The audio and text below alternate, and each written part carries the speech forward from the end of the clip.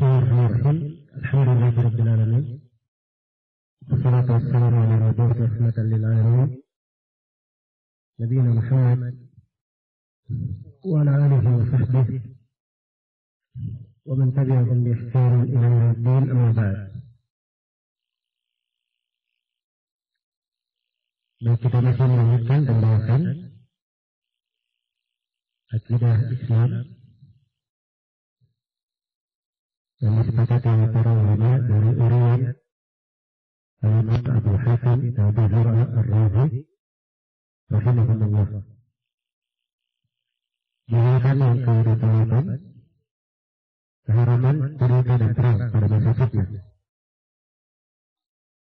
Berkata penulis rahimahullah, wa nara al-khuruja al-ayyam wa yanfiquna fil fitnah. Dan kami tidak berpendapat tentang kebenaran keluar kudeta atau membangkang terhadap pemerintah. Lalu kami tidak berpendapat akan kebenaran berperang di masa fitnah. Baik, di sini ada tiga pembahasan yang saya sendiri. Yang pertama, mana khurut terhadap pemerintah. Khurut bermakna keluar, kudeta, membangkang. Ya. Ini adalah hal yang diharamkan. Sebab terhadap pemerintah, terhadap pemimpin, selama dia adalah seorang pemimpin Muslim, maka kewajiban kita diterangkan oleh Nabi Sallallahu Alaihi Wasallam. Bahkan di dalam Al-Quran Allah Subhanahu Wa Taala berfirman, Ya ayyuhalladzina amanu athi'u Allah wa athi'ur Rasul wa ulil amri minkum. Orang-orang yang beriman, taatlah kalian kepada Allah dan taatlah kalian kepada Rasul serta kepada ulil amr di antara kalian. Dan kita diperintah untuk taat kepada Allah, kepada Rasulnya, dan juga kepada ulil amr. Ulil amr adalah siapa yang memegang perkara kaum muslimin. Karena itu dalam penafsiran ulil amri ditafsirkan oleh para ulama dengan dua penafsiran. Penafsiran yang pertama ditafsirkan dengan para umara, para pemimpin. Dan penafsiran yang kedua ditafsirkan dengan para ulama. Nah, ini memang dua penafsiran ulil amri. Dikenal di kalangan ahli tafsir sebab mereka yang memegang perkara umat. Dan telah sah dari Nabi Sallallahu Alaihi Wasallam dalam hadis yang berjumlah mutawatir, jumlahnya sangat banyak sekali, tentang kewajiban mendengar dan taat kepada pemerintah Muslim. Di antaranya adalah hadis Jarir bin Abdullah riwayat Al-Bukhari dan Muslim. Bayatu Rasulullah sallallahu alaihi wasallam ala sami wa ta'ah wa nushi li kulli muslim. Saya membayat Nabi sallallahu alaihi wasallam untuk mendengar dan taat kepada pemimpin dan menasihati setiap muslim. Juga di dalam hadis Ubadah bin Samit riwayat Bukhari dan Muslim, Ubadah berkata, bayana Rasulullah sallallahu alaihi wasallam ala sami wa ta'a fil usri wal yusr wal mansyati wal makrah wa ala atharatin alaina wa la nunazi al amr ahlahu illa an taraw kufran bawahan indakum fihi min Allah burhan. Kami membayat Rasulullah sallallahu alaihi wasallam untuk mendengar dan taat kepada pemimpin dalam keadaan bersemangat maupun dalam keadaan dipaksa, dalam keadaan susah maupun dalam keadaan lapang. Demikian pula dalam keadaan pemerintah lebih mementingkan dirinya. Kami diperintah mendengar dan taat. Dan tidak boleh kami mengganggu perkara itu dari pemiliknya. Kecuali kalau kalian melihat kekafiran yang nyata, kalian punya argumen yang kuat di sisi Allah. Iya. Nah, hadis-hadis yang semisal ini banyak sekali menunjukkan bahwa seorang pemimpin sepanjang dia muslim maka wajib didengar dan ditaati dalam hal yang ma'ruf tentunya, dalam perkara yang baik. Adapun dalam perkara yang mungkar, dalam kemaksiatan, tidak boleh taat kepada makhluk siapapun dalam bermaksiat kepada Allah Subhanahu wa taala. Karena itu di dalam hadisnya Rasulullah SAW bersabda, "Innamat ta'atu fil ma'ruf." Sungguhnya ketaatan itu dalam hal yang apa? Dalam hal yang ma'ruf saja. Ya, dan datang di dalam hadis-hadis keharaman khuruj terhadap pemerintah. Iya. Nah itu Nabi Shallallahu Alaihi Wasallam bersabda, "Man atakum wa amrukum jami' ala qalbi rajulin wahidin yuridu an yashqa asal muslimin fadribu unuqal akhira minhuma." Siapa yang mendatangi kalian dan perkara kalian bersatu padu di bawah kepemimpinan seorang pemimpin, orang ini ingin memecah belah persatuan kaum muslimin, maka penggallah leher orang yang terakhir datang. Iya. Nah ini dari keagungan syariat. Agama kita tidak menjaga kemaslahatan satu orang saja atau dua orang, tapi yang dijaga kemaslahatan apa? Manusia secara umum, kemaslahatan bersama. Kalau misalnya tiap kali ada orang yang dizalimi oleh pemerintah, dia merasa dia zalimi, kemudian melakukan kudeta, terjadi pertumpahan darah. Yang korban bukan saja orang-orang yang berbuat, tapi yang korban orang-orang yang apa? Tidak berdosa. Dia menjadi korban. Iya. Dan ini namanya merubah kemungkaran dengan melahirkan kemungkaran lebih apa? Lebih besar. Ya, ibarat orang yang ingin membangun rumah, tapi dihancurkan istana dahulu untuk membangun apa? Rumah. Dan ini tidak benar. Ingin membangun satu rumah, tapi dihancurkan satu kota. Iya. Tidak seperti itu syariat Islam ini. Agama kita menjaga kemaslahatan bersama. Betul, kezaliman dari pemerintah itu adalah hal yang jelek. Kezaliman dari penguasa adalah hal yang pahit. Tapi kalau seorang mengangkat senjata, melakukan kudeta, justru yang terjadi adalah apa? Kerusakan yang lebih besar. Dan kita mengambil pelajaran. Ya, kita hidup mengambil apa? Pelajaran. Di dalam sejarah orang-orang yang melakukan kudeta terhadap pemerintah dari semenjak agama ini ada hingga hari ini, belum ada tercatat di dalam sejarah ada yang melakukan kudeta terhadap pemerintah kemudian membawa kebaikan. Iya. Termasuk di masa belakangan ini kita lihat. Jangan usah jauh-jauh, kita lihat ke negeri kita sendiri aja. Ya. Setelah penggulingan Soeharto, apa yang terjadi? Lebih bagus atau lebih jelek keadaan? Ya, semua orang tahu apa yang menimpa kita. Ya, lihat Mesir. Hah? Katanya mengganti pemerintah lebih apa? Lebih baik. Apa yang terjadi? Nah, tahu sudah berapa nyawa yang hilang, darah yang tertumpah, kerusakan, ketidakstabilan perekonomian. Iya. Baik. Lihat Libya. Ya. Lihat Tunisia. Ya. Tunisia walaupun dengan pemimpin baru sekarang, tapi tetap aja keadaan perekonomiannya lebih buruk daripada apa? Sebelumnya. Ya. Ingin menurunkan pemerintah, siapa yang menjamin pemerintah yang diangkat setelahnya lebih baik daripada sebelumnya? Siapa yang bisa menjamin? Ya. Karena itu kalau seorang cerdas dan mengikuti hadits Nabi, sejalan keselamatan. Karena itu di masa para sahabat, di akhir masa para sahabat, mulai muncul Hajjaj bin Yusuf. Hajjaj bin Yusuf ini pemerintah yang zalim. Iya. Manusia datang kepada Anas bin Malik mengadukan kezaliman Hajjaj bin Yusuf. Anas bin Malik hanya menasihati, bersabarlah kalian. Demikianlah saya dengar dari Nabi Shallallahu Alaihi Wasallam. Pemerintah kalian bersabar sampai kalian menjumpai saya di telaga. Diperintah apa? Bersabar. Itu jalan yang terbaik. Sebab apabila dilakukan perbuatan lebih daripada itu, dilakukan kudeta, pembangkangan, maka yang terjadi kemungkaran lebih besar. Dan seorang muslim tidak boleh karena untuk menuntut haknya pribadi dia mengorbankan orang lain. Iya.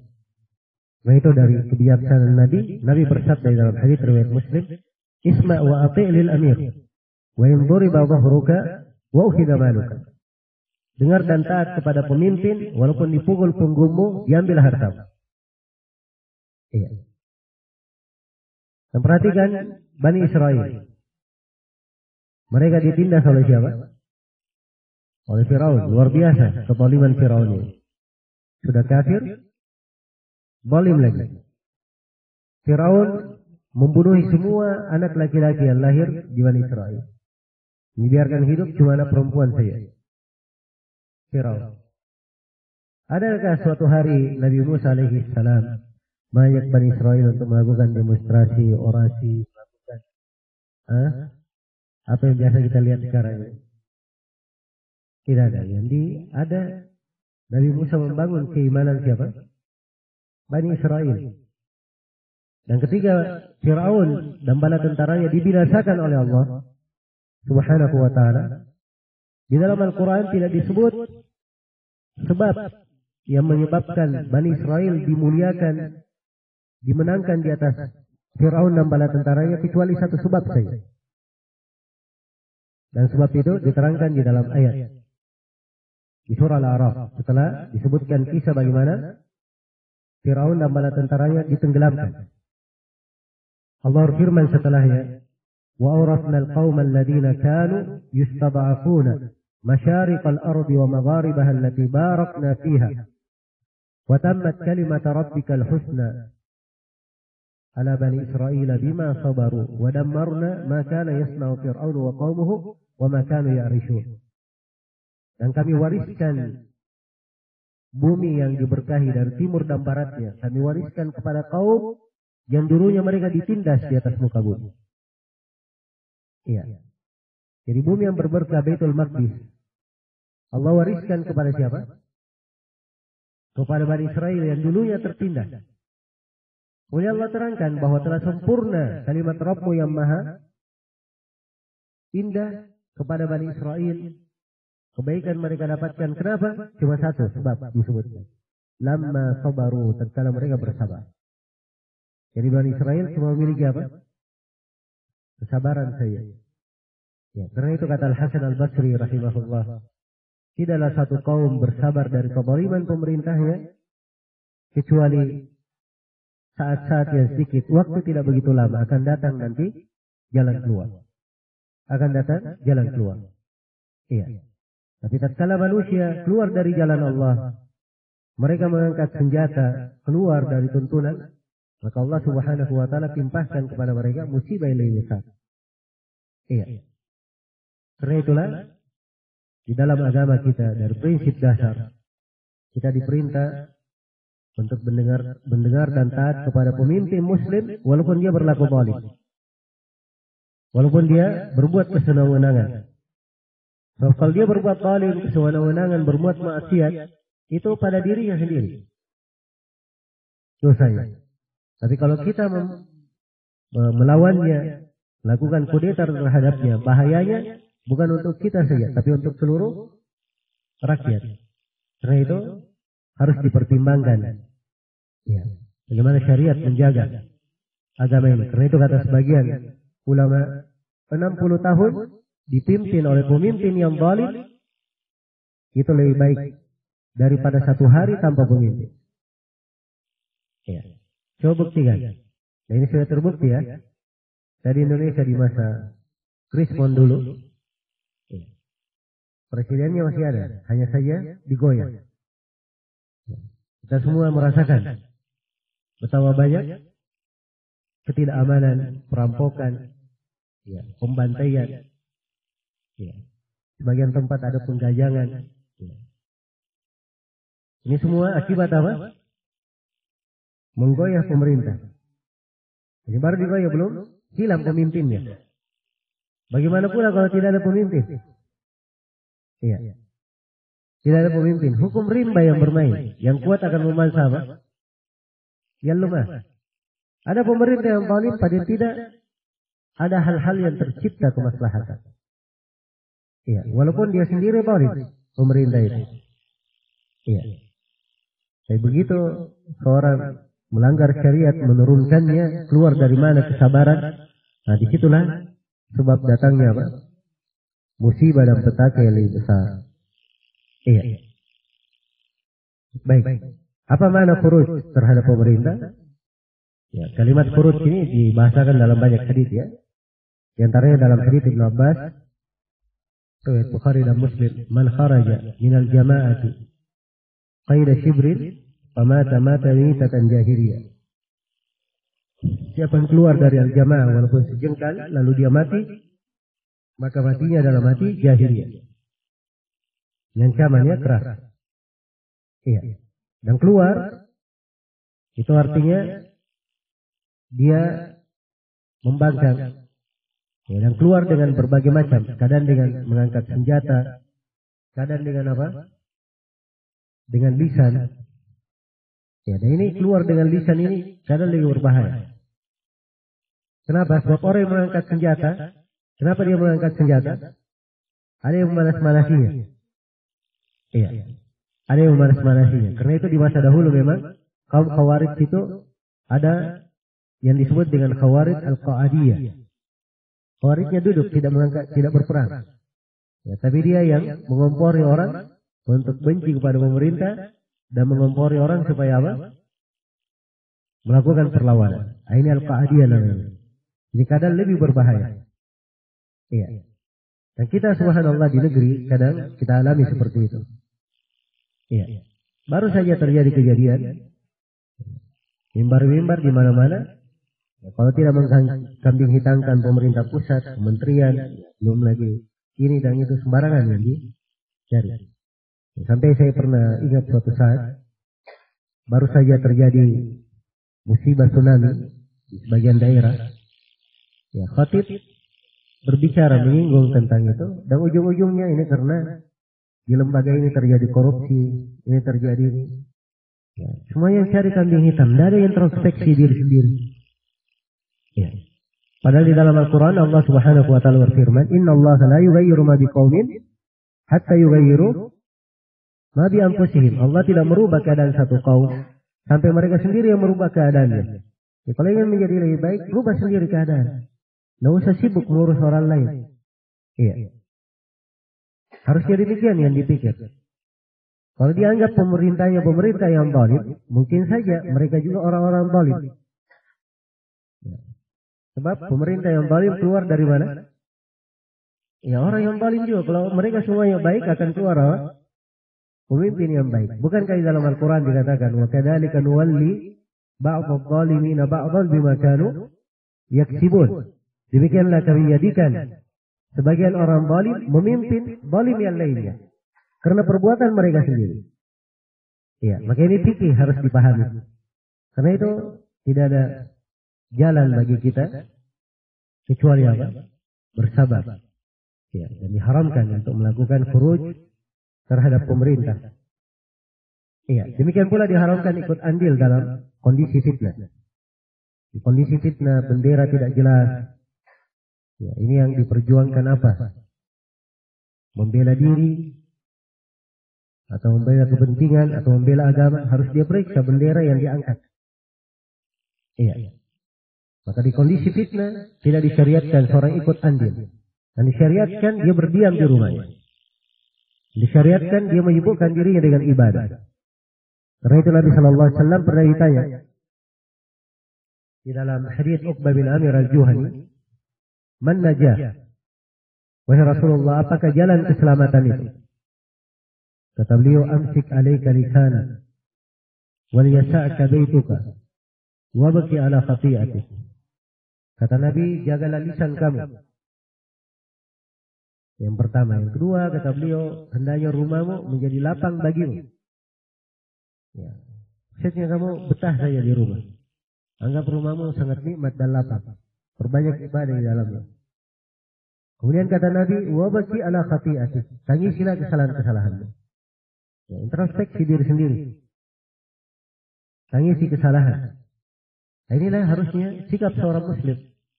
Ketika terjadi apa? Ketika terjadi fitnah. Ketika terjadi ribut-ribut. Bukan ikut memperbesar ribut-ribut itu. Iya. Sebab fitnah, kapan dia semakin banyak bergerak, maka akan semakin banyak bahaya pula yang dia hadapi.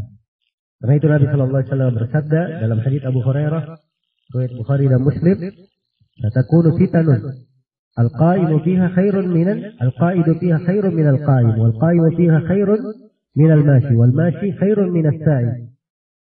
Faman tasharrafa laha tastashrifhu, waman wajada maljan aw ma'adan faly'ud bih."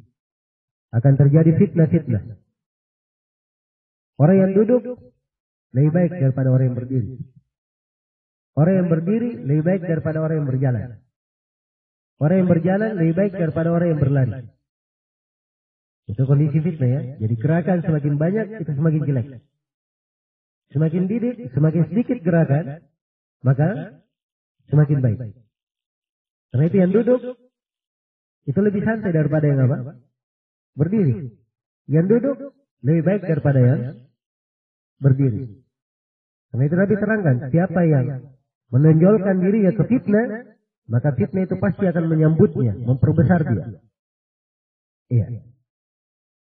Dan siapa yang mendapatkan tempat tinggal atau mendapatkan tempat berlindung, maka hendaknya dia berlindung di tempat tersebut. Iya.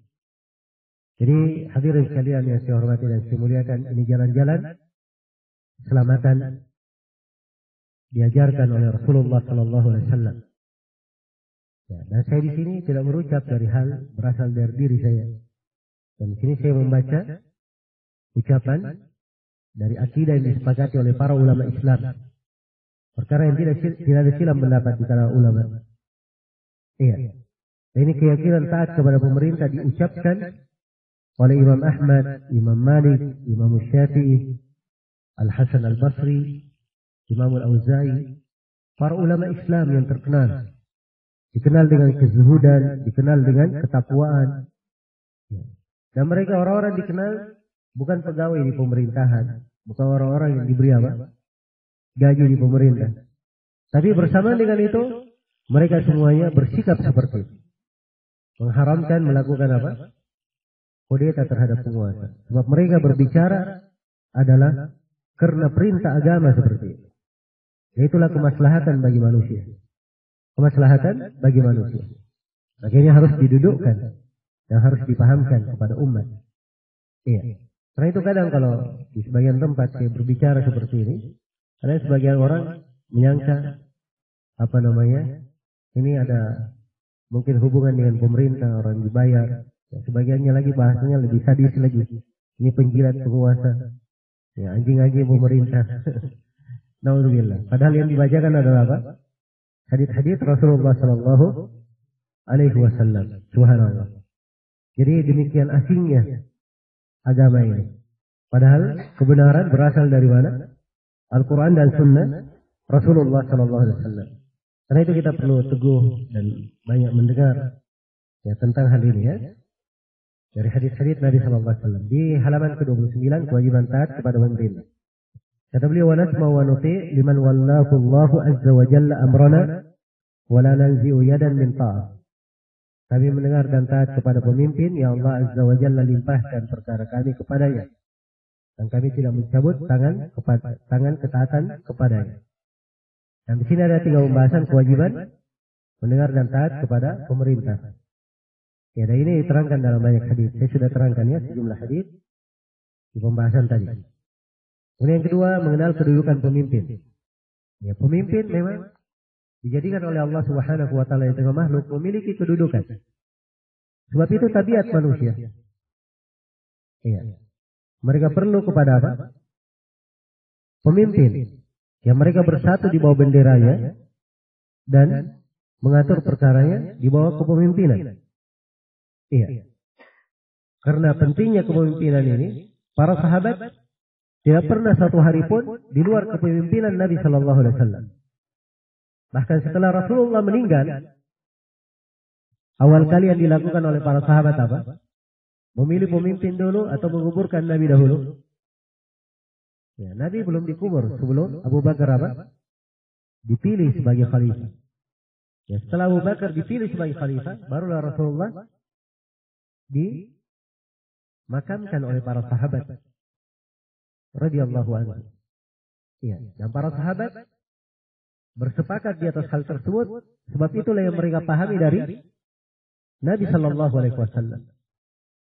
Iya, yang mereka pahami dari Nabi sallallahu alaihi wasallam. Baik. Jadi kedudukan pemimpin itu sangat penting sekali. Ya, dengannya lah tercipta keamanan, jalan-jalan menjadi aman. Iya. Jalan-jalan menjadi aman. Jika kata tidak ada pemimpin, maka yang terjadi adalah apa? Ada kekacauan. Jangankan di negeri Islam, di negeri kafir saja, keberadaan pemimpinnya itu menciptakan apa? Ketertiban dari sisi dunia dengan keberadaan pemimpin. Apalagi kalau dia di negeri Islam, harusnya demikian. Iya. Karena itu kedudukannya di dalam syariat adalah penting. Dan ini sekali lagi, sebenarnya kalau saya ingin bercerita, membawakan hadis-hadis, ya, ada puluhan bahkan ratusan hadis seputar masalah ini. Tapi ini adalah pokoknya. Kemudian yang ketiga, tidak boleh mencabut tangan ketaatan dari pemimpin muslim. Kalau sudah dia membaiat seorang pemimpin, tidak boleh dia cabut tangan ketaatan. Karena itu dalam hadis riwayat Muslim, Rasulullah sallallahu alaihi wasallam bersabda, "Wa man baya'a imaman fa'ata khafqata yadihi wa samarata qalbihi falyuti'hu mastata'." Iya. Fa in ja'a al-akhar yunazi'uhu fadribu al-unuq al-akhar. Fadribu unuq al-akhar. Iya. Kata Nabi sallallahu alaihi wasallam, barang siapa yang membaiat seorang pemimpin, dia sudah berikan tangan ketaatan dan ketulusan hati. Ya. Hendaknya dia taat kepada pemimpin tersebut selama dia mampu. Dia taat sesuai dengan kemampuannya. Dan jangan sekali-sekali dia cabut tangan ketaatan. Kalau datang yang lain yang mengganggu kepemimpinannya, maka perintah Nabi, penggallah leher orang yang terakhir datang. Yang terakhir datang ini siapapun dia, diperintah oleh Nabi untuk memenggal lehernya. Kenapa? Sebab dia pasti ingin merusak di tengah kaum muslimin. Iya. Jadi perintah Nabi Shallallahu Alaihi Wasallam, iya, wajib untuk diperhatikan. Baik. Di halaman 30, kata penulis rahimahullah, ini pembahasan tentang berpegang kepada sunnah dan jamaah. Wa nattabi'us sunnata wal jamaah wa najtanibu asy-syudud wal khilaf wal furqah. Kami mengikuti sunnah dan jamaah, serta kami menghindarkan diri serta kami menghindari bersendiri dengan pendapat, menghindari perselisihan dan perpecahan. Baik, di sini ada 3 pembahasannya. Yang pertama, kewajiban berpegang kepada sunnah. Saya sudah terangkan di awal pembahasan kemarin bahwa sunnah itu secara istilah punya 2 makna. Ada makna umum dan ada makna apa? Makna khusus. Dan makna umum, sunnah itu bermakna Islam itu sendiri. Karena itu kata Al-Barbahari rahimahullah, "Ya'lamu anna al-Islam huwa sunnah wa anna sunnah hiya al-Islam." Ketahuilah bahwa Islam itu adalah sunnah dan sunnah itu adalah apa? Adalah Islam. Ya. Dikatakan sunnah sebab itu adalah petunjuk Nabi yang diajarkan oleh Rasulullah. Apa yang dituntunkan. Karena itu lawan dari sunnah adalah bid'ah, berbuat baru di dalam apa? Di dalam agama. Maka sepanjang kita berpegang dengan sunnah, itu yang paling baik. Dan Nabi telah bermerintah, "Fainahu may ya'ish minkum ba'di fasayara ikhtilafan katsira, fa 'alaikum bi sunnati wa sunnatul khulafa'ir rasyidin al-mahdiyyin min ba'di." Siapa di antara kalian yang meninggal, iya. Siapa di antara kalian yang hidup setelahku, kata Nabi, dia akan melihat perselisihan yang sangat banyak. Maka hendaknya dia berpegang dengan sunnahku. dan sunnah para khulafa ar-rasyidin yang mendapat petunjuk setelah itu. Kita diperintah berpegang dengan sunnah Nabi Shallallahu Alaihi Wasallam. Demikian pula kita punya kewajiban berkomitmen terhadap jamaah. Ya, jamaah ini di dalam pengertian syariat bukan jamaah bermakna bahasa yang diinginkan. Kalau jamaah bermakna bahasa, ada sekelompok orang berkumpul, itu disebut apa? Berjamaah. Dia sholat bersama disebut sholat apa? Sholat berjamaah. Ini penggunaan secara bahasa. Adapun penggunaan secara istilah al-jamaah, Nabi perintah alaikum bil jamaah, hendaknya kalian berpegang dengan apa? Al-jamaah. Man kharaja minal jamaati qaida shibrin, siapa yang keluar dari jamaah walaupun sejengkal, lalu dia matinya mati jahiliyah. Iya. Dan banyak lagi hadis tentang kewajiban berpegang terhadap al-jamaah. Jamaah ini ada yang menafsirkannya jalan para sahabat.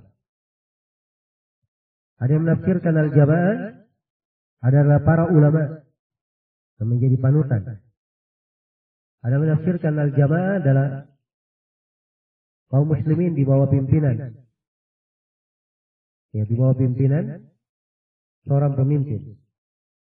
Iya. Dada menafsirkan al-jamaah sebagai ahlul hadis. Sampai kata Imam Ahmad, kalau mereka bukan ahli hadis, saya nggak tahu siapa lagi mereka. Baik. Jadi ini beberapa penafsiran al-jamaah. Seluruh penafsiran ulama di dalam masalah al-jamaah itu kembali kepada dua makna. Mana yang pertama, al-jamaah bermakna Al-Quran dan As-Sunnah, berpegang terhadap Al-Quran dan As-Sunnah sesuai dengan jalan siapa? Jalan para sahabat. Ini mana jemaah yang pertama. Karena itu kata Ibnu Mas'ud, iya. Kata Ibnu Mas'ud rahimahullah radhiyallahu anhu, al-jama'atu ma wafaqal haqqa wa in kunta wahdak. Al-jamaah adalah apa yang mencocoki kebenaran walaupun kamu sendiri. Ya, ini mana yang pertama ya, al-jamaah berpegang terhadap apa? Al-Quran dan Sunnah sesuai dengan jalan para sahabat. Mana jemaah yang kedua adalah umat Islam di bawah kepemimpinan seorang pemimpin muslim. Mana jemaah yang kedua? Jadi kapan umat Islam dipimpin oleh seorang pemimpin muslim, bersatu di bawah kepemimpinan seorang muslim, maka umat semuanya dikatakan apa? Berjamaah. Jadi kita dalam sebuah negara, misalnya kita di Indonesia, pimpinan kita seorang muslim, maka kita dikatakan apa? Berjamaah. Keluar dari kepemimpinan, itu disebut keluar dari apa? Keluar dari jamaah. Nah, jadi ini maksud dari al-jamaah. Bukan jamaah, orang bikin ormas, bikin kelompok, ya. Kemudian dia kasih pimpinannya. Ya. Siapa yang keluar tidak taat kepada pemimpin, maka mati jahiliyah. Ya, seperti yang kita lihat ya dari keyakinan sebagian orang. Ya. Bikin lembaga, terus dia tentang imamnya, terus dia katakan bahwa dirinya adalah apa? Jamaah. Dan tidak jarang kita dengar dari jemaah-jemaah ini ada yang mengatakan bahwa siapa yang keluar dari jemaahnya maka dia adalah apa? Dia adalah kafir. Ya, dan lucunya dibawakan hadis-hadis seperti yang kita sebut tadi. Siapa yang keluar dari jemaah walaupun sejengkal matinya mati jahiliyah. Ini salah paham terhadap hadis. Ya, malah mereka yang sebenarnya kalau mati dalam keadaan seperti itu mati jahiliyah. Kenapa? Sebab mereka bikin jemaah di dalam jemaah kaum muslimin. Ya. Karena mereka bikin jemaah di mana? Di negara yang ada pimpinan negaranya. Berarti dia bikin jemaah di dalam apa? Jemaah. Dan inilah yang memecah belah jemaah namanya. Iya. Jelas ya? Karena itu makna jemaah harus didudukkan. Ya, nah ini doktrin kadang kita dengarkan ya di sebagian tempat di Indonesia. Sebagian kelompok ada yang seperti itu. Doktrinnya Islam dan jamaah. Iya. Pokoknya jamaah. Tapi artikan jamaah adalah apa? Pimpinannya sendiri, imamnya sendiri. Ya. Kalau jemaah adalah imamnya sendiri, apa bedanya imam kamu dengan saya? Saya boleh saja bikin jemaah sendiri. Saya perintah mereka untuk apa? Taat kepada saya. Iya kan? Tidak ada yang membedakan. Semuanya mampu seperti itu. Ya, karena itu yang dimaksud di sini Dengan al-jamaah ukurannya seperti yang disebut oleh Imam Ahmad. Kapan kamu masuk ke sebuah negeri, kamu tanya siapa pimpinan negaramu, semuanya menunjuk ke sana. Nah, itulah pimpinan apa? Pimpinan negara. Nah, kalau kita di Indonesia, kita tanya siapa pimpinan negara, semuanya akan menunjuk siapa? Presiden. Ya. Maka itulah yang disebut sebagai pimpinan jamaah namanya. Iya. Nah, orang Indonesia bilang pimpinan negara, tapi dari sisi hukum syar'i disebut pimpinan apa? Pimpinan jamaah. Jadi siapa yang bikin jamaah di dalam negara Indonesia, ada lagi pimpinannya, inilah yang dikatakan keluar dari jamaah. Dan mereka lah yang harusnya kalau meninggal dikatakan mati apa? Mati jahiliyah. Iya. Karena itu indah sekali dari Islam ini. Bagaimana menjaga kebersamaan. Menjaga kebersamaan. Iya. Dan kalau umat Islam semuanya kembali kepada makna bersatu di atas Al-Quran dan As-Sunnah, tunduk di bawah kepemimpinan seorang pemimpin, kemudian mereka bersabar terhadap segala keadaan, maka tidak akan lama insyaallah taala akan tercipta kebaikan dan kebaikan untuk umat Islam. Dan kemudian yang ketiga, tercelanya bersendirian dalam berpendapat, perselisihan dan perpecahan. Yang disebutkan oleh penulis wa najtanibu asyudud. Meninggalkan syudud. Syad itu artinya di antara banyak orang dia keluar sendiri, dia ada pendapat. Itu syad namanya. Iya. Ini adalah hal yang dicela. Orang banyak berpendapat A, dia berpendapat sendiri B. Keluar dari apa? Keluar dari kebanyakan manusia. Dan ini syudud, dia keluar dengan suatu hal yang aneh. Iya. Dengan suatu hal yang aneh, tanpa dalil. Makanya dia disebut syudud. Dan ini tercela. Demikian pula khilaf wal furqah, perselisihan dan perpecahan. Ini semuanya dicela. Kata sebagian sahabat, al-khilafu syarr. Perselisihan itu adalah kejelekan. Iya. Yang membinasakan umat sebelum kita. Kasratu masailihim wa ikhtilafuhum ala anbiya'ihim. Kalau banyak mereka bertanya dan mereka selalu menyelisihi para nabinya. Iya. Demikian pula berpecah belah. Iya. Inilah berpecah belah. Setiap orang bikin kelompok. Ada golongannya masing-masing. Merasa bangga dengan golongannya masing-masing. Akhirnya berpecah-pecah. Dan ini sifat kaum musyrikin. Allah berfirman dalam Al-Quran, وَلَا تَكُونُوا مِنَ الْمُشْرِكِينَ مِنَ الَّذِينَ فَرَّقُوا دِينَهُمْ وَكَانُوا شِيَعًا كُلُّ حِزْبٍ بِمَا لَدَيْهِمْ فَرِحُونَ. Jangan kalian seperti kaum musyrikin dari orang-orang yang memecah belah agamanya. Setiap kelompok merasa bangga dengan apa yang ada di sisinya. Iya. Baik. Jadi ini beberapa pembahasan seputar berpegang kepada sunnah dan al-jamaah dan menghindari kebalikan dari sunnah dan al-jamaah itu. Sunnah kebalikannya syudud, bersendirian, khilaf. Jamaah kebalikannya adalah apa? Perpecahan. Ya. Jadi harus dihindari apa yang bertentangan dengan sunnah dan al-jamaah. Dan berpegang dengan sunnah dan jamaah sebagaimana yang telah diterangkan. Kemudian di pembahasan berikutnya diterangkan hak-hak pemerintah muslim. Iya. Dan penulis rahimahullah wa annal jihada madin mundu ba'atha Allahu azza wa jalla nabiyahu alaihi salatu wassalam ila qiyamis sa'ah ma ulil amri min a'immatil muslimina la yubtiluhu syai'un wal hajju kadhalik wa daf'u as-sadaqati min as-sawa'ib ila ulil amri min a'immatil muslimin. Dan sungguhnya jihad berjalan sungguhnya jihad tetaplah berlaku bersama pihak berwenang dari para pemimpin kaum muslimin semenjak Allah Azza wa Jalla mengutus Nabi sallallahu alaihi wasallam hingga hari kiamat. Tidak ada suatu apapun yang membatalkan hal itu. Demikian pula haji. Juga menyerahkan zakat-zakat hewan ternak pada pihak berwenang dari pemimpin kaum muslimin. Iya. Baik, di sini saya poinkan 4 pembahasan. Yang pertama, syariat jihad adalah hingga hari kiamat. Nah, ini setelah kita bahas ya tentang jihad, dan penulis di sini ingin menegaskan Bahwa syariat berlaku bersama pemimpin hingga hari kiamat. Hingga hari kiamat. Iya. Ini terdapat di dalamnya pelajaran bahwa umat Islam itu akan selalu berjaya. Syariat jihad akan tegak, walaupun sekarang ini mungkin ya, tidak ada jihad dengan bendera yang benar yang diangkat. Dengan jihad bermana apa? Memerangi orang kafir. Kalau membela diri banyak ya, negara-negara Muslim diperangi. Ya, kalau membela diri itu bentuk dari jihad. Kalau dia membela diri. Baik. Jadi akan tetap ada nanti yang menegakkan jihad ini. Ya. Dan ini tidak akan terhapus hingga hari kiamat. Tapi ditegaskan bahwa kewajiban jihad harus dibawa pemimpin apa? Pemimpin Muslim. Sebagaimana yang telah saya terangkan tadi. Karena Nabi bersabda, "Al-imamu junnah yuqatalu li waraihi." Seorang imam adalah tameng, perisai. Dilakukan peperangan di belakangnya. Jihad hanya boleh dilaksanakan di belakangnya. Iya. Kemudian yang ketiga, haji bersama pemimpin. Demikian pula haji.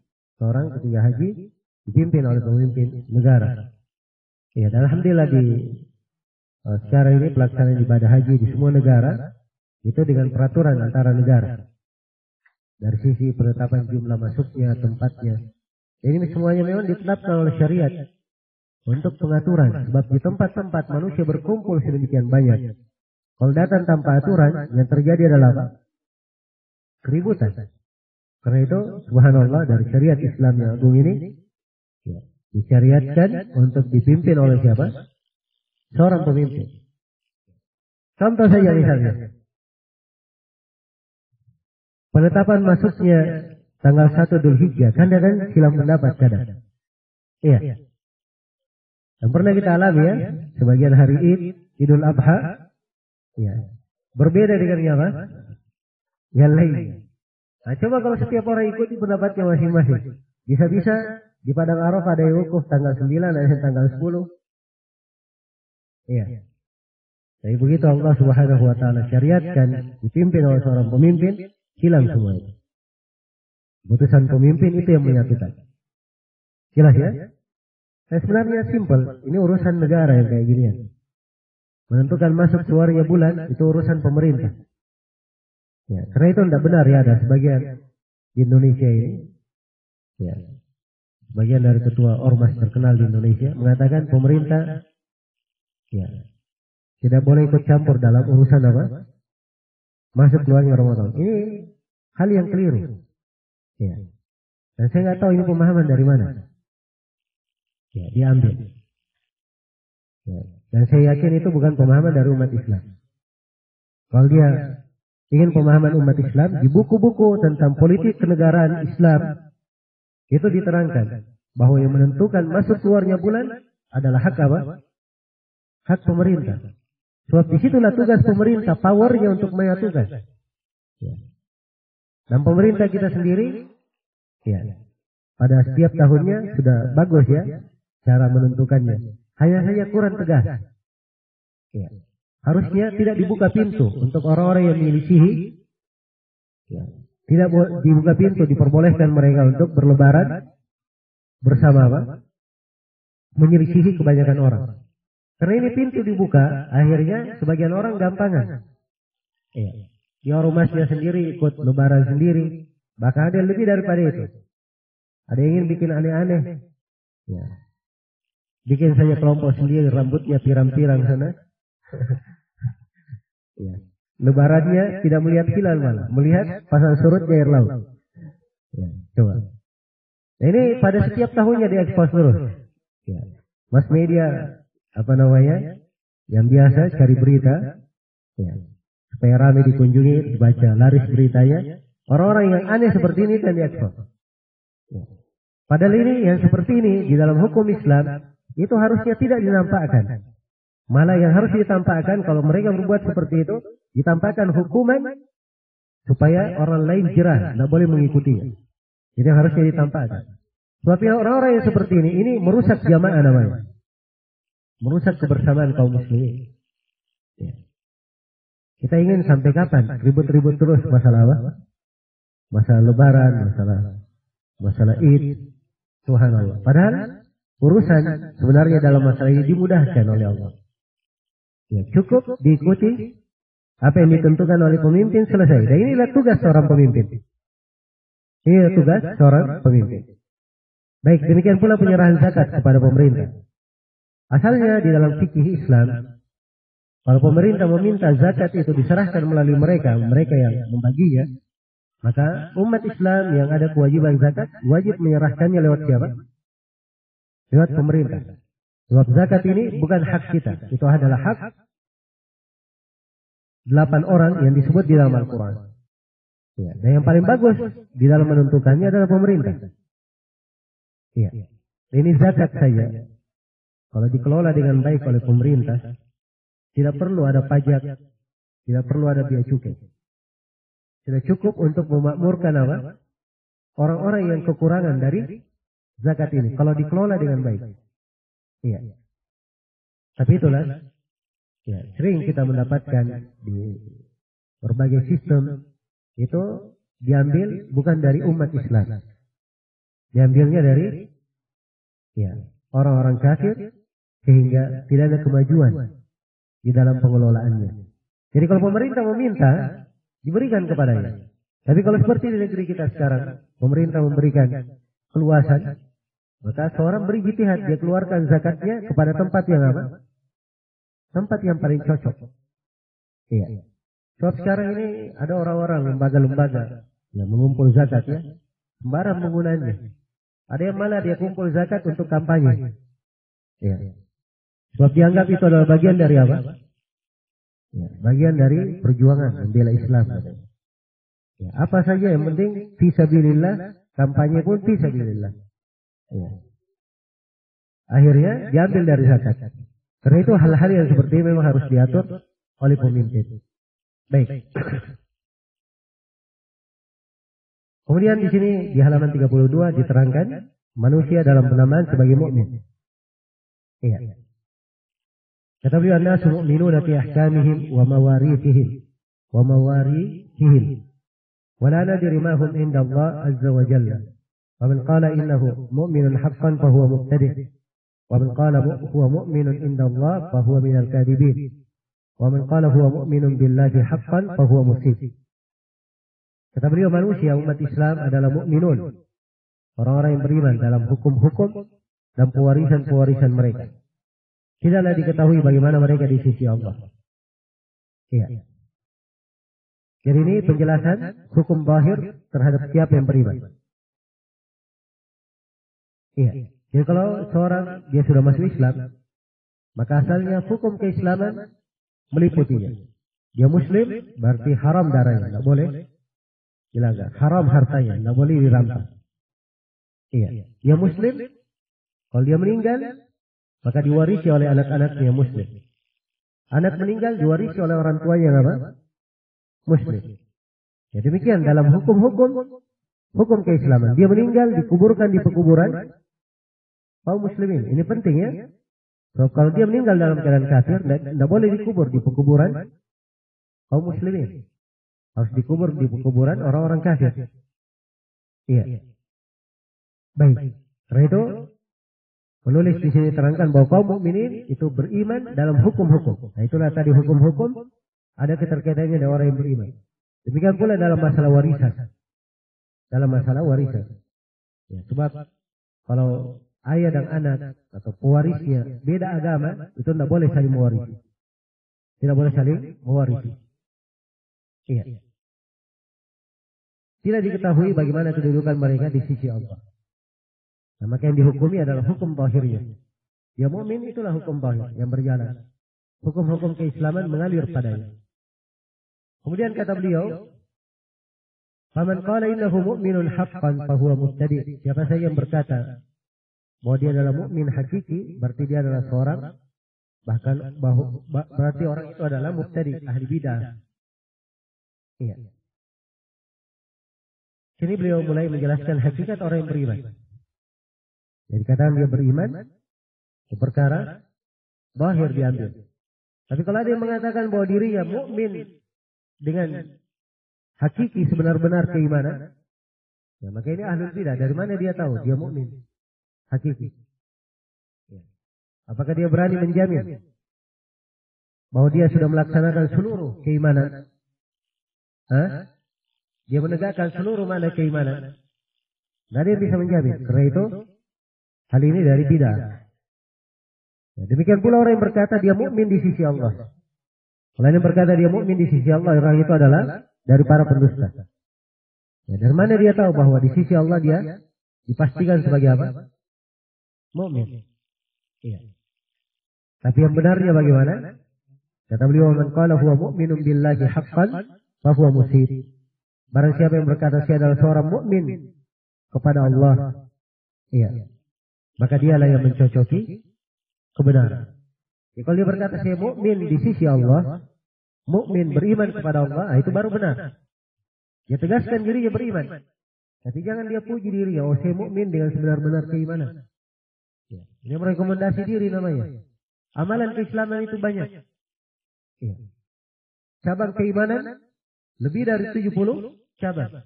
Siapa yang menjamin dirinya sudah melaksanakan seluruh dari cabang keimanan itu? Siapa yang berani mengatakan bahwa imannya adalah apa? Sempurna. Iya. Karena itulah kita berharap mampu untuk sempurna. Kita beriman kepada Allah. Kita katakan kita beriman kepada Allah. Tapi jangan kita merekomendasi diri kita sebagai orang yang sempurna. Sebagai orang yang dipastikan sempurna keimanannya di sisi Allah. Tapi kita beriman dan kita berharap semoga Allah menyempurnakan apa? Keimanan kita. Iya. Baik, ini inti dari pembahasan yang ingin disampaikan oleh penulis rahimahullahu ta'ala di sini. Baik. Ini sudah 9 ya. Kita buka sesi tanya jawab saja. Kemudian setelah itu kita istirahat hingga sholat Jumat. Ya mungkin perlu mandi-mandi, itu perlu mungkin ada antrian atau apa. Ya maka kita bersiap. Ya, dan mungkin yang perlu menghadiri Jumat perlu lebih fresh, mungkin perlu istirahat sedikit, memejamkan mata sedikit supaya segar untuk hadir Jumat. Maka insyaallah taala kita jawab beberapa pertanyaan, kemudian kita istirahat hingga sholat Jumat. Baik, saya berserah.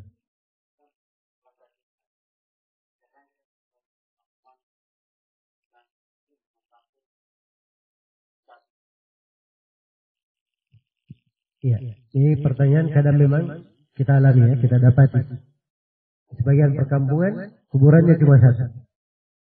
Dan di dalamnya ada pekuburan kaum muslimin, ada pekuburan apa? Orang-orang kafir. Dan ini adalah hal yang diharamkan. Tidak diperbolehkan.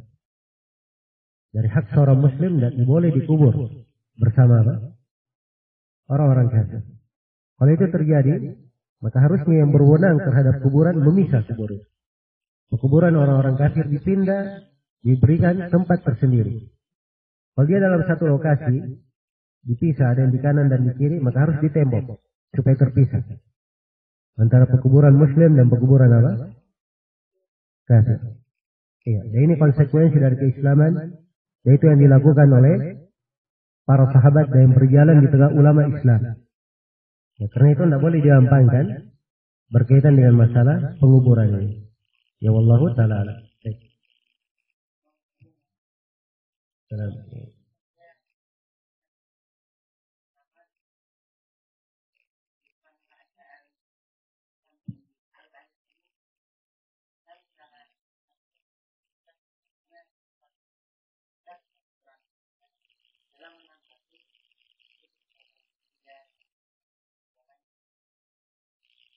Ya, kita sebagai umat Islam, iya, dimanapun kita berada, adalah bersedih terhadap apa yang menimpa saudara kita.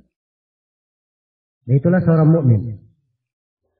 Kata Nabi sallallahu alaihi wasallam, "Matsalul mu'minina fi tawaddihim wa tarahumihim wa ta'atufihim kamatsalil jasadil wahid. Idza ishtaka minhu 'udhu tada'a lahu sa'irul jasadi bis-sahri wal humma." Perumpamaan orang-orang yang beriman dalam hal saling cinta mencintai, kasih mengasihi, saya menyayangi. Itu bagikan satu jasad. Apabila sebagian dari jasad mengeluh, sakit, terasa oleh bagian yang lainnya dengan rasa panas, tidak bisa tidur. Itulah umat Islam. Karena itu mereka saling kuat menguatkan. Bagaimana di dalam hadits lain, riwayat Bukhari dan Muslim juga Rasulullah bersabda, "Al-mu'minu lil-mu'min kal-bunyan, yashuddu ba'dahu ba'dha."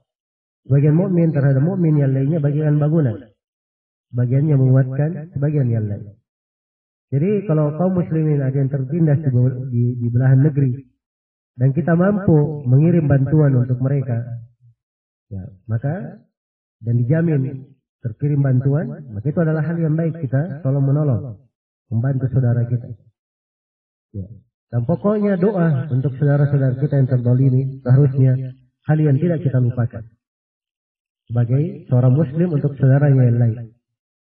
Adapun mengangkat senjata seperti yang sebagian orang ya ingin keluar pergi berjihad ke Suria, pergi berjihad ke Afgan, pergi berjihad ke sini dan situ. Iya. Pergi berjihad itu masuk ke dalam hukum jihad itu tadi yang kita terangkan. Ya, kalau dari sebuah negeri ke negeri lain itu namanya jihad menyerang. Dan jihad menyerang itu harus dengan izin siapa? Harus dengan izin pemerintah. Berbeda kalau dia orang Suria sendiri diserang, itu lain hukumnya. Dia jihad membela diri. Tapi kita dari negeri kita ke sana, itu artinya jihad apa? Jihad menyerang. Ya, maka saya kembalikan tadi kepada kaidah jihad dengan siapa? Saya berikan. Demikian. Karena itu tidak benar ya, seruan-seruan berangkat berjihad dan seterusnya. Ya. Dan itu seruan berjihad sudah semenjak dahulu tuh ada orang-orang menyuruhkan. Dan itu cuma seruan politis saja. Ya. Cuman berkecamuk saja. Berusaha keras cari muka. Tahu berkecamuk ya? Berusaha keras cari muka.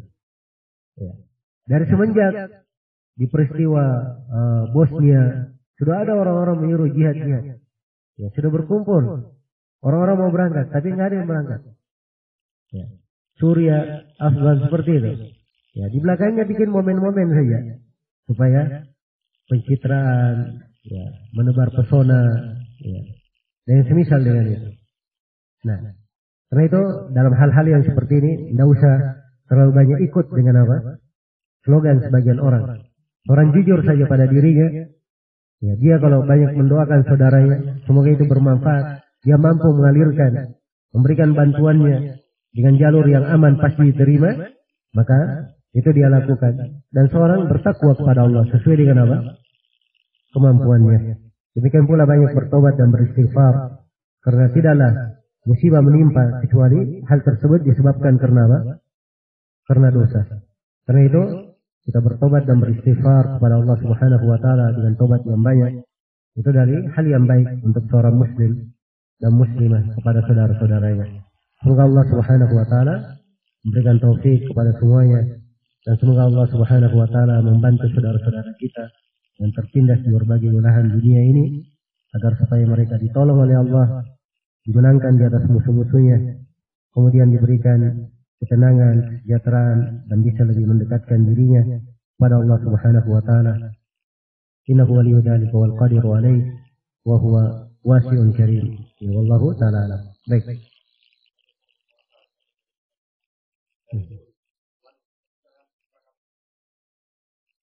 Iya.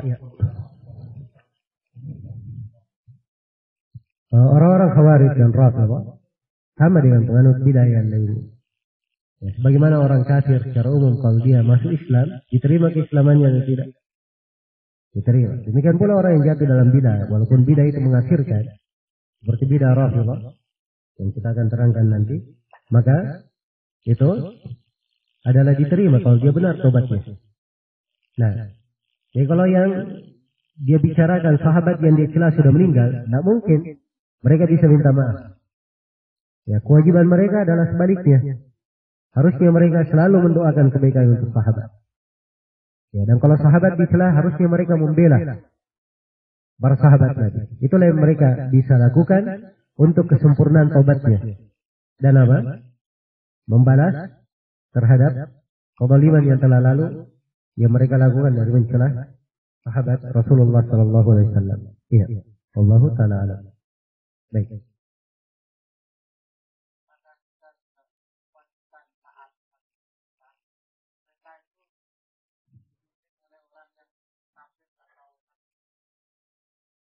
Ya, kalau dia kafir dan non-muslim, itu dari sisi ketaatan tidak ada kewajiban taat kepadanya. Iya. Karena itu dari tadi saya berbicara kewajiban mendengar dan taat kepada siapa? Penguasa muslim. Ya, hanya saja kita ada kaidah umum dalam agama.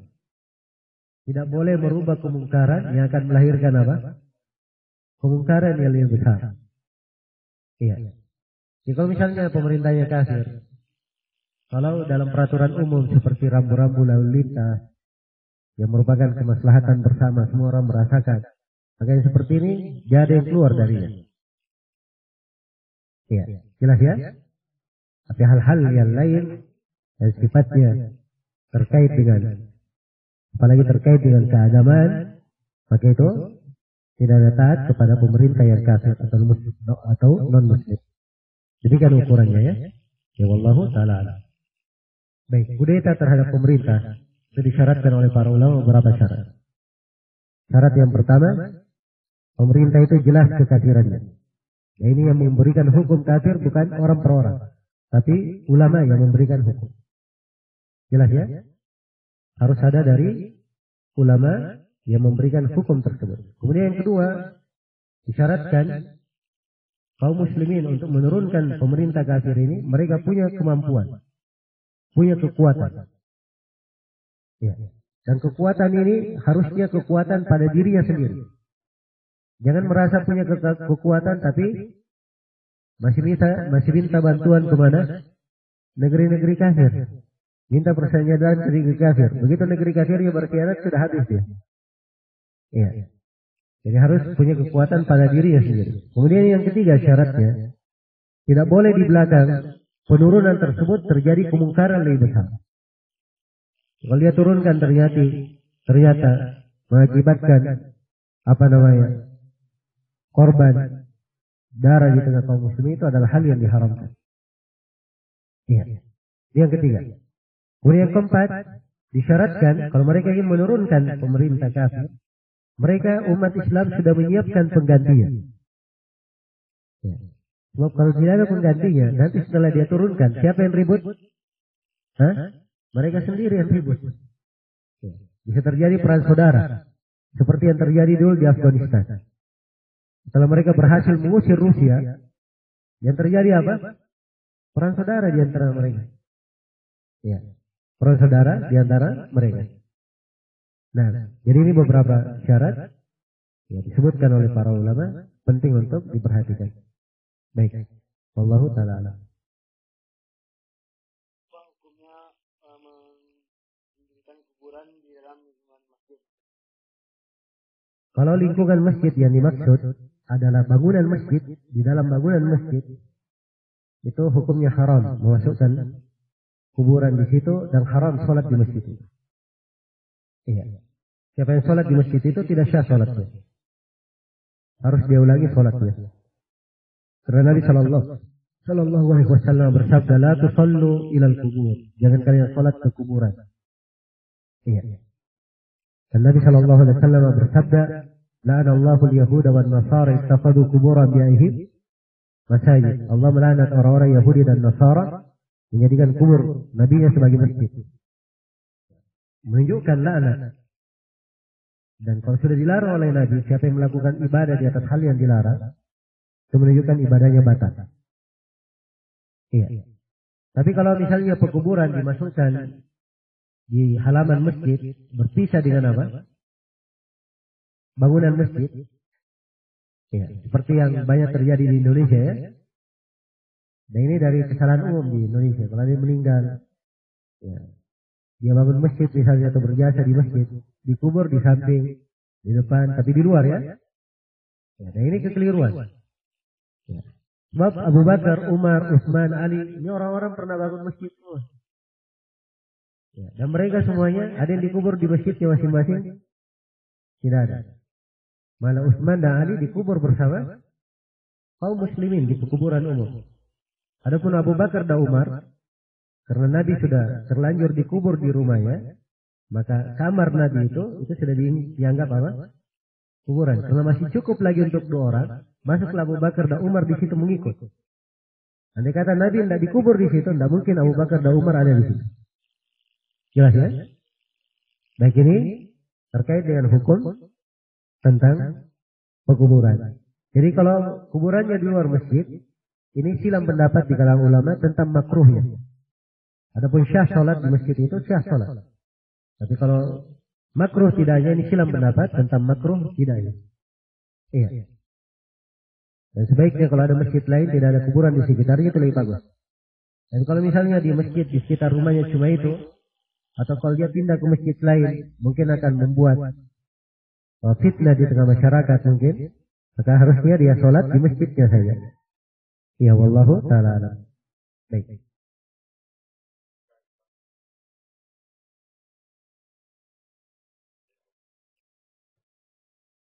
Mimpi berjumpa dengan Rasulullah SAW itu adalah hal yang baik.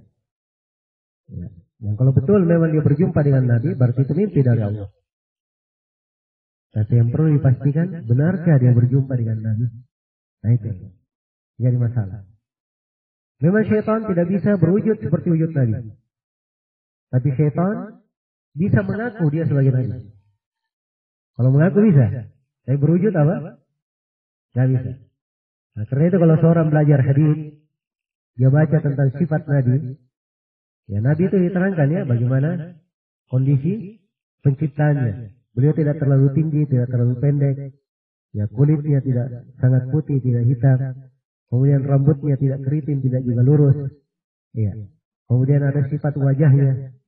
Kalau dia kenal sifat-sifat Nabi dari hadis, kemudian dia lihat seperti di dalam hadis-hadis, maka itu Rasulullah. Setan tidak bisa apa? Berwujud seperti wujud Nabi Shallallahu Alaihi Wasallam. Jelas sampai sini? Iya. Tapi kalau setannya datang misalnya, iya, dia datang berwujud Roma Irama, ya. Kemudian dia berkata saya adalah Rasulullah. Ya, ini diterima atau tidak? Dia terima, mengaku saja. Kok bisa kayak gitu modelnya? Ini maafin ya, contohnya. Baik. Ya, jadi sekali lagi, ya bahwa yang diperhatikan itu adalah bagaimana keadaan siapa yang datang dalam mimpi yang mengaku Rasul. Kalau seperti sifat Nabi, maka itu adalah mimpi yang baik. Ya, mimpi yang baik. Kalau tidak ada sifat Nabi padanya, maka ini ya, ada kemungkinan dari bisikan jiwa atau ada kemungkinan dari apa? Dari syaitan. Tergantung jenis apa yang dia lihat. Tergantung jenis apa yang dia lihat di dalam mimpi tersebut. Ya wallahu ta'ala a'lam. Baik.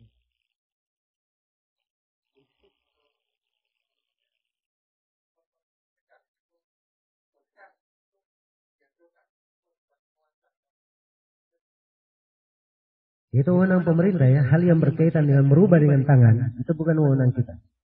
Itu wewenang siapa? Pemerintah. Ya kalau mereka merubah, itu tanggung jawab mereka. Kalau mereka tidak merubah, itu urusan mereka dengan Allah Subhanahu wa Ta'ala. Adapun kita mengingkari dengan hati, menasihati dengan lisan, menyampaikan. Kalau mereka tidak melakukannya, itu urusan mereka dengan Allah Subhanahu wa Ta'ala. Ya, sebab hal yang seperti ini, kalau kita masuk, yang terjadi malah apa?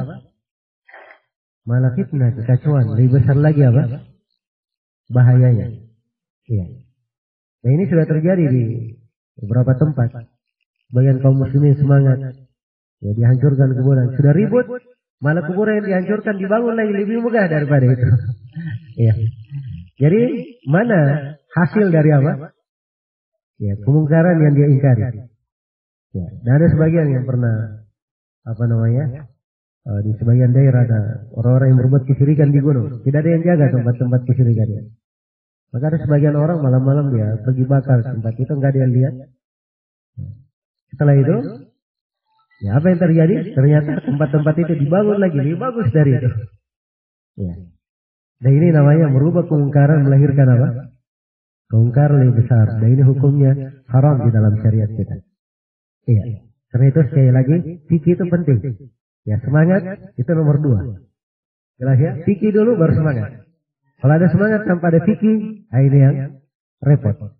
Ya, sebab semangat saya, itu banyak ya orang-orang yang bersemangat. Tapi ujung-ujungnya kudeta terhadap pemerintah. Ujung-ujungnya mengakhirkan kaum muslimin yang lainnya. Ujung-ujungnya membuat apa? Membuat hal-hal yang tidak diinginkan di dalam syariat kita. Ya wallahu ta'ala.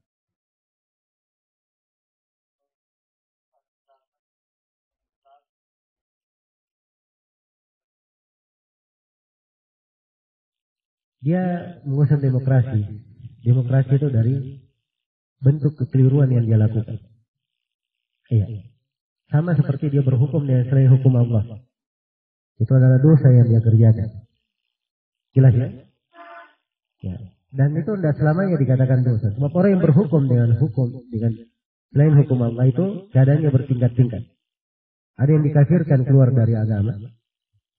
Kalau dia berhukum dengan selain hukum Allah, dia yakini selain hukum Allah sama dengan hukum Allah, atau lebih baik dengan hukum Allah, atau bisa menggantikan hukum Allah, maka ini dianggap apa? Dianggap kafir. Tapi kalau pemerintah yakin hukum Allah yang paling baik, tapi dia sendiri tidak bisa merubah, dia sendiri berhukum dengan selain apa? Hukum Allah. Iya, karena memang sistemnya seperti itu. Maka ini dia dianggap berdosa saja. Tapi ada sebagian hukum, dia ingin rubah pun tidak mampu. Sebab wewenang merubahnya bukan di tangan dia. Jelas ya? Dan ini saya ketahui pada sejumlah pemerintah. Di pemerintah daerah saja ada hukum otonomi daerah. Sebagian pemerintah daerah sudah ingin menerapkan hukum syariat di daerah itu. Konsepnya sudah siap, masukkan ke DPRD, ternyata DPRD-nya yang tidak setuju. Apa yang dilakukan oleh pemerintah? Itu di luar kemampuannya. Jelas ya? Maka hal-hal yang seperti ini ada yang bersifat udur, kadang ada yang bersifat dosa besar, kadang ada hal yang bersifat apa? Bisa mengeluarkannya dari agama. Ya, dan sepanjang tidak jelas yang mana yang terjadi pada pemerintah, kita punya kaidah asal. Asalnya dia adalah seorang apa? Seorang muslim, itu asal. Iya. Jelas ya? Karena itu di dalam hadis tidak boleh mengganggu pemerintah kecuali kalau kalian antara kufron bawahan, kalian melihat langsung kekafiran yang nyata. Bahasa hadis itu diperhatikan ya. Kalian melihat dengan mata, bukan dengar-dengar saja, baca di koran, baca di berita. Tapi dia melihat langsung. Kufran, kekafiran. Dan kekafirannya bukan jenis kekafiran sembarangan, bawahan yang sangat jelas, tidak ada keraguan. Indakum fihi minallahi burhan. Kalian memiliki argumen di dalam kekafiran ini secara khusus. Argumennya berasal dari sisi Allah, harus dia bertanggungjawab. Karena ini tadi saya singgung, tidak ada yang boleh menjatuhkan vonis kafir kecuali siapa? Orang-orang yang berilmu, sebab mereka lah yang sangat paham hukum-hukum Allah Subhanahu wa Ta'ala. Iya. Karena itu dari kekeliruan, kalau misalnya baru belajar, baru kenal agama, apalagi pendapat pribadi yang memberikan hukum-hukum, itu pendapat dia. Iya. Nah, hal-hal yang seperti ini yang berbicara adalah ulama-ulama terkemuka, orang-orang yang dikenal dengan keilmuan. Ya. Itulah yang harusnya berbicara di dalam perkara yang seperti itu. Ya wallahu ta'ala.